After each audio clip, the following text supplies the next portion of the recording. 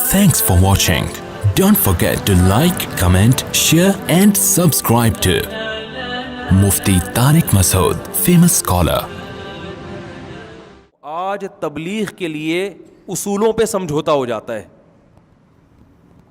آج کچھ لوگوں کے پاس تبلیغ کا ایسا طریقہ ہے کہ تبلیغ میں گویا سب کچھ حلال ہے, ٹھیک ہے نا, بس لوگوں کو دین کے قریب کرنا ہے اور سب کچھ کیا ہو گیا, حلال. ایسا نہیں ہے بھائی, آپ اسلام کی تبلیغ بھی ایک لمٹ کے اندر کر سکتے ہیں, لمٹ کو کراس کرنے کی آپ کو اجازت نہیں ہے. بعض لوگ کیا کرتے ہیں, کوئی سودی بینک میں جاب کرتا ہے, دل خوش کرنے کے لیے اس کے ہاتھ کی چائے پی لی. او بھائی وہ سود, اس کی آمدن حرام ہے, تو جیسے اس کے لیے چائے پینا اس آمدن سے حرام, آپ کے لیے بھی کیا ہے. ایک صاحب مجھے کہنے لگے, یار کسی مسلمان کا دل توڑنا یہ بہت بری چیز ہے, لہذا کسی بینکر کی چائے میں اس کے ہاتھ کی پی لوں, نہیں پیوں گا تو دل ٹوٹے گا. میں نے کہا اب یہ بینکر کے بجائے اگر کوئی شرابی ہو اور اس کا دل ٹوٹ رہا ہے, بے ہوش ہو رہا ہے, مر جاؤں گا اگر تو نے نہیں پی, باپ پی رہا ہے اور بیٹے سے کہہ رہا ہے بیٹا پی لے, میرا دل رکھنے کے لیے پی لے, میں مر جاؤں گا, نہیں پیا تو میں مر جاؤں گا, کیا حلال ہو جائے گا ایک قطرہ بھی؟ بھائی مرو گے اپنی ذمہ داری پر, گورنمنٹ کی طرف سے مرنے پر کوئی پابندی نہیں ہے, کوئی بھی کسی بھی ٹائم پہ مر سکتا ہے. ہم نے لوگوں کو زندہ بچانے کا ٹھیکہ اتنا لیا ہوا ہے جتنا اسلام نے ہمیں اجازت دی ہے. بات کہاں سے کہاں نکلتی ہے یار, دوسری شادی پہ آ جاتی ہے. پتہ نہیں, تھوڑی سی بات کروں گا, زیادہ نہیں. ایک صاحب کسی بیوہ سے شادی کر رہے تھے, اس بیوہ کا کوئی بیچاری کا پوچھنے والا نہیں تھا. ایسی بیوائیں بہت ہیں مارکیٹ میں, وہ دوسری شادی کر کے اس کا گھر بسا رہے, اور اس بیوہ کا بیان یہ تھا کہ اگر یہ مجھ سے شادی نہ کرتا میں لازمی زنا میں مبتلا ہو جاتی. دفتر میں ہر آدمی ٹیڑھی نظروں سے دیکھ رہا ہے اس کو کہ یار اس کا شوہر تو مر گیا, جوان لڑکی بیوہ ہو گئی تھی. تو میرے پاس آئے, میں تو الٹے مشورے لوگوں کو الحمدللہ دیتا رہتا ہوں. میں نے کہا یار آپ کو اگر پسند ہے تو آپ شادی کر لو. اس نے کہا میری بیوی خودکشی کی دھمکی دے رہی ہے. میں نے کہا مرنے دو اس کو, آپ کو گناہ, بولو اس کے حقوق میں کوئی کوتاہی نہ کرو, آپ حقوق میں کوتاہی نہ کرو. آپ بولو بھائی اس سے شادی کر کے میں تمہیں بھولوں گا نہیں, تمہارا خرچہ پانی کم نہیں ہوگا, پورا انصاف ہوگا, بلکہ میں نے کہا اور زیادہ پروٹوکول دو تھوڑا سا اس کو. لیکن ایک شریعت کا حکم ہے, ایک عورت مر رہی ہے, زنا میں مبتلا ہو رہی ہے, کوئی اس کا رشتہ نہیں آ رہا, اب ایک بات طے ہو گئی ہے, آپ کو اللہ نے پیسہ بھی دیا ہے, الگ گھر بھی دے سکتے ہو, پھر بھی اگر کوئی خودکشی کر کے مرتا ہے تو گورنمنٹ کی طرف سے مرنے پر کوئی پابندی نہیں ہے. ان چیزوں سے گھبرانا نہیں چاہیے. تو یہ میں نے دوسری شادی کی مثال جو دی ہے نا, یہ بات سمجھا, اور فقہا نے یہ لکھا ہے. اصل میں اصول سمجھانا چاہ رہا ہوں, دوسری شادی تو بہت دفعہ سمجھا چکا ہوں میں. اصل میں اصول کہ آپ اگر صحیح کرنے جا رہے ہیں اور وہ صحیح کرنا بہت ضروری بھی ہے, یا تو ہے نا بہت ضروری نہ ہو, پھر ٹھیک ہے لوگوں کی رعایت کرو. ہر فرض کا, ہر اچھا کام کرنے کا نہیں ہوتا, بعض دفعہ اچھے کام میں نقصان زیادہ ہوتا ہے. تو ایسے موقع پہ مشورہ یہ دیا جاتا ہے کہ یار کوئی فرض واجب تو ہے نہیں, تھوڑا بہت ثواب ہے نا, تو ثواب میں نقصان بھی ہو رہا ہے تو چھوڑو اتنا کام کرو جتنا برداشت کر سکتے ہو. لیکن ایک چیز ایسی ہے جس کے معاشرے میں بڑا نقصان ہو رہا ہے, پھر اس میں لوگوں کی پرواہ نہیں کی جائے گی. جو مرتا ہے وہ اپنی ذمہ داری پہ مر رہا ہے, گورنمنٹ کی طرف سے مرنے پر کوئی پابندی نہیں ہے. یہ آج کل اس معاملے میں بھی بہت ہوتا ہے. لڑکیاں کہتی ہیں وہ فلاں ہم پہ عاشق ہو گیا ہے, اب وہ کہہ رہے ہیں اگر آپ نے مجھ سے شادی نہیں کی تو میں اپنے آپ کو گولی مار لوں گا. یہ بوائے فرینڈ گرل فرینڈ میں ایسا سیٹ اپ چل رہا ہے. وہ دفتر میں عاشق ہو گیا اور میرے ابا شادی پہ مان نہیں رہے ہیں اور وہ تو مر جائے گا.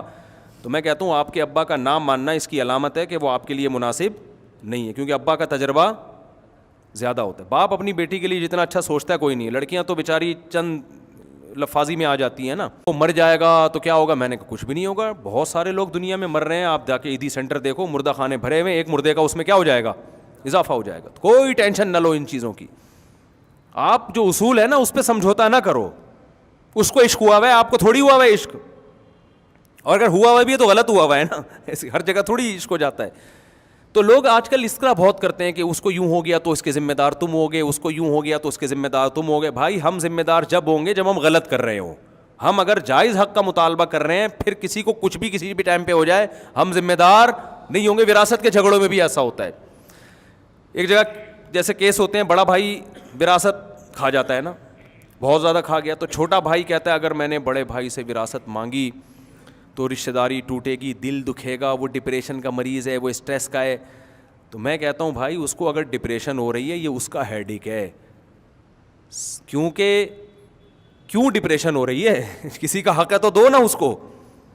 تو میں نے کہا آپ مطالبہ کریں, اگر وہ ٹینشن سے مر بھی گیا تو نہ رشتہ داری توڑنے کا گناہ ہوگا, نہ اس کو قتل کرنے کا گناہ ہوگا, بلکہ اس کو مرنے کا گناہ ہوگا. قیامت میں اللہ کہے گا کہ ٹرک کے نیچے آ کے مرتا, بات سمجھ میں آتی ہے, کورونا سے مرتا سمجھ میں آتا ہے, تو نے کسی سے پیسے دینے تھے, اس نے تجھ سے مانگے اور تو مر گیا, تجھے شرم نہیں آئی اس بات پہ مرتے تھے؟ اس کو مرنے کا گناہ ہوگا. تو آپ دوسری کرتے ہیں, بیوی خودکشی سے مرتی ہے تو اس کو ایک تو خودکشی کا گناہ, تو دوسرا کوئی خودکشی کسی بات پہ کرو نا. تو یہ خودکشیوں کے تانے اور بلیک میلنگ, ان چیزوں سے متاثر مت ہوا کرو. جو اصول ہے اصول. اور دیکھو اس سے بڑی حکمت کیا ہو سکتی ہے کہ نبی صلی اللہ علیہ وسلم غریبوں کو اپنی محفل سے نکال دیتے تو عرب کے سارے سردار آ کے بیٹھ جاتے, اور اسلام اتنی جلدی ترقی کرتا, کیونکہ مسئلہ سارا سرداروں کا تھا نا. جب وہی اپنے ہاتھ میں آ گئے پھر تو اسلام نے دن دگنی رات, لاکھوں لوگ جہنم سے بچتے. تو آپ کے پاس کتنے آزار تھے. نبی صلی اللہ علیہ وسلم کہہ سکتے تھے میں بلال حبشی جیسے غریبوں کو, ابو ہریرہ جیسے اور عبداللہ بن مسعود جیسے غریبوں کو نکال رہا ہوں, 4-6 آدمی چلے جائیں گے کوئی بات نہیں, اتنے بڑے بڑے لوگ آئیں گے, پھر لاکھوں لوگ جہنم کی آگ سے بچیں گے, میں دنیا کا نہیں, میں تو آخرت کا فائدہ دیکھ رہا ہوں. تو کتنی بڑی دلیل تھی. اللہ نے فرمایا نہیں نہیں نہیں نہیں نہیں, اس سے کیا امیج جائے گا اسلام کا دنیا میں کہ غریبوں کا اسلام کچھ اور ہے اور امیروں کا اسلام کچھ اور ہے, اور اللہ ایک نظر سے سب کو نہیں دیکھتا. اللہ کے اعمال کی ویلیو نہیں ہے. اللہ ہر آدمی تو پیسہ دیکھ رہا ہے, تو اللہ بھی پیسہ دیکھ رہا ہے, تو اللہ میں اور عام آدمی میں فرق کیا ہو گیا؟ ہمیں تو اجازت ہے, ہم پیسہ بھی دیکھ سکتے ہیں بھائی, معاملات کرتے ہوئے, دوستی لگاتے ہوئے, رشتے ناتے کرتے ہوئے, وہ تو کیونکہ ہمارے دنیاوی مفاد ہے نا, ہم نے تو رہنا ہے دنیا میں. اللہ تھوڑی دیکھے گا, اللہ کو کیا کہ آپ کی جیب میں پیسہ ہے یا نہیں ہے. تبھی نبی صلی اللہ علیہ وسلم نے فرمایا ان اللہ لا ينظر الى صورکم ولا الى اموالکم ولکن ينظر الى قلوبکم. اللہ تمہاری جیب میں کتنے پیسے ہیں یہ بھی نہیں دیکھتا, تمہاری شکل کیسی ہے یہ بھی نہیں دیکھتا, اللہ تمہارے دل کو اور تمہارے جسم سے نکلنے والے اعمال کو دیکھتا ہے. یہ تو ہماری مجبوری ہے کہ اس کے پاس پیسہ ہے یا نہیں ہے, یہ ٹھیک ہے, کسی حد تک یہ درست ہے کیونکہ ہم نے دنیا میں رہنا ہے, لیکن اللہ کے ہاں ان چیزوں کی ویلیو نہیں ہے. تو اس لیے, اور اس سے بھی زیادہ اہم بات یہ کہ رسول اللہ صلی اللہ علیہ وسلم محفل میں بیٹھے ہوئے واعظ و نصیحت کی, عرب کے سردار بیٹھے ہوئے تھے اس میں, مشرکین مکہ. عبداللہ ابن ام مکتوم نابینا صحابی, وہ غریب بھی تھے اور آنکھوں سے معذور بھی, وہ دوڑتے ہوئے آئے نبی کے پاس کچھ بات پوچھنے کے لیے. آپ صلی اللہ علیہ وسلم غضبناک ہو گئے کہ یہ محفل ہے اور اس میں ایک یہ میرے پاس اس وقت کیوں آ رہے ہیں, اور آپ کے چہرے پر سلوٹیں آ گئیں. اللہ نے ایسی تنبیہ کی, فرمایا عبسا و تولا, پیغمبر کے چہرے پہ سلوٹیں آ گئیں, و تولا, اور پیغمبر نے منہ موڑ لیا, ان جاءہ الاعمی, کہ ایک نابینا آپ کے پاس آ رہا ہے. وما یدریک لعلہ یزکا او یذکر فتنفعہ الذکرى, فرمائے وہ طلب لے کے آ رہا ہے, یہ کم بخت طلب لے کے, ان کو تو آپ نے زبردستی بٹھایا ہوا ہے, ان کو تو شوق ہی نہیں ہے جنت میں جانے کا, ان کو تو حق کی تلاش کا شوق ہی نہیں ہے. تو جو بے طلب ہے, جس کو شوق نہیں ہے, انت لہ تصدی, آپ اس کی ہدایت کے پیچھے پڑے ہوئے ہیں. اور جو نابینا طلب لے کے آ رہا ہے, سیکھنا چاہتا ہے, آپ اس کو اگنور کر رہے ہیں, نظر انداز کر رہے ہیں. ایسی تنبیہ فرمائی اللہ تعالیٰ نے, اور یہ محمد صلی اللہ علیہ وسلم کے برحق ہونے کی دلیل بھی ہے. یہ آیتیں بھی آپ جو بظاہر آپ کے خلاف جا رہی ہیں, یہ بھی اپنی قوم کو پڑھ کے سنا رہے ہیں.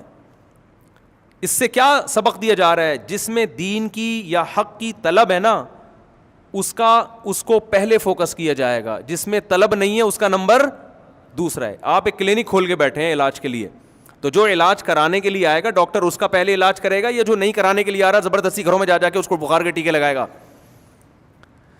بہت مشکل ہے بھائی, بات سمجھانا بہت مشکل. دیکھو ایک ڈاکٹر ہے, یا کرونا کی ویکسین دیکھ لو آپ, اسی سے آج کل چل رہی ہے نا کرونا کی ویکسین.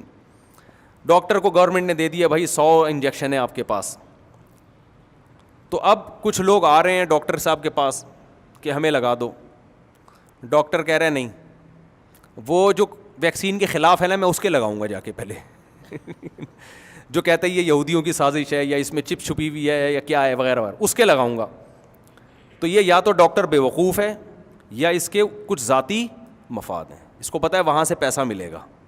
تو دنیا میں تو یہ کسی حد تک ٹھیک اس لیے ہے کہ ڈاکٹر تو پیسہ کمانے کے لیے بیٹھا ہے نا, وہ کہے گا بھائی جو تگڑی رقم دے گا میں اس کو پہلے ٹھوکوں گا. لیکن آخرت کی دعوت میں یہ فرق کرنا کہ مالدار کو میں کوشش کروں گا دین پہ آ جائے تاکہ اس کی جیب سے ہدیے اور نذرانے ملا کریں, اور ایک موچی اور ایک گولے گنڈے والا وہ اگر نمازی بن بھی گیا تو کم وقت 5 روپے تو مسجد کے ڈبے میں یہ ڈال نہیں سکتا وہی, یا مجھے 5 روپے بھی یہ دے نہیں سکتا. تو یہ اگر دین کا داعی یہ فرق کرے گا تو اس دعوت سے اگر نیک لوگ دین پر آ بھی گئے نا تو اللہ کی طرف سے ثواب نہیں ملے گا, کیونکہ اس دعوت میں اخلاص نہیں ہے. تو یہ پیغام محمد صلی اللہ علیہ وسلم کو دیا گیا, حالانکہ آپ صلی اللہ علیہ وسلم کی نیت دولت نہیں تھی, لیکن جو صورتاً جو کام ہو رہا ہے اس کو بھی غلط کہا جا رہا ہے. اس واقعے کے بعد حدیث میں آتا ہے جب بھی عبداللہ ابن ام مکتوم نبی کی خدمت میں آتے, غریب صحابی تھے نابینا, آپ ان کے استقبال میں کھڑے ہو جاتے. ہمارے حضرت فرمایا کرتے تھے دیکھو آپ کی وجہ سے, کسی کی وجہ سے آپ کو اگر ڈانٹ پڑے نا تو آئندہ آپ کے دل میں اس کا بغض پیدا ہو جاتا ہے. بھائی مثال کے طور پر آپ کے گھر ایک مہمان آیا تھا, آپ نے اس کو صحیح طرح اکرام نہیں کیا, آپ کے ابا نے چپیڑ لگا دیا آپ کے کھینچ کے نا, ابے یہ میرا دوست ہے تو اس کو پوچھ نہیں رہا. اب جب بھی وہ گزرے گا نا آپ بولو گے اس کی وجہ سے ابا نے چپیٹ مارا تھا اس دن مجھے, یعنی طنز کرو گے کہ نہیں کرو گے؟ یار تم نہ اس دن آتے نہ ابا کی طرف سے مجھے صلواتیں سننے کو ملتی, تمہیں بھی تو کباب میں ہڈی بننے کا شوق ہے, کسی اور وقت آ جاتے, میں کوئی بھاگا تھوڑی جا رہا ہوں, اس وقت بھی آ سکتے تھے, تمہیں بھی ابھی آنا تھا, تمہاری وجہ سے ابا نے مجھے ڈانٹا ہے, یہ کہتے نا ہم. لیکن نبی صلی اللہ علیہ وسلم کا ظرف کیسا ظرف ہے, جب بھی عبداللہ ابن ام مکتوم آتے آپ صلی اللہ علیہ وسلم کھڑے بھی ہوتے اور فرماتے ھذا الذی عاتبنی فیہ ربی, یہ وہ شخص ہے, اتنا بڑا مقام ہے اس کا کہ اس کی وجہ سے میرے رب نے مجھے ڈانٹا ہے, اس کا اتنا بڑا مقام ہے اللہ کی نظر میں, یعنی یہ تو بڑی عزت والا ہے. تو ان کے استقبال میں آپ کھڑے ہو جاتے. تو یہ ہمیں اس سے کیا سبق ملتا ہے؟ ہمیں اس سے یہ سبق ملتا ہے کہ دین کی تبلیغ میں اصولوں پر سمجھوتا نہیں کیا جائے گا.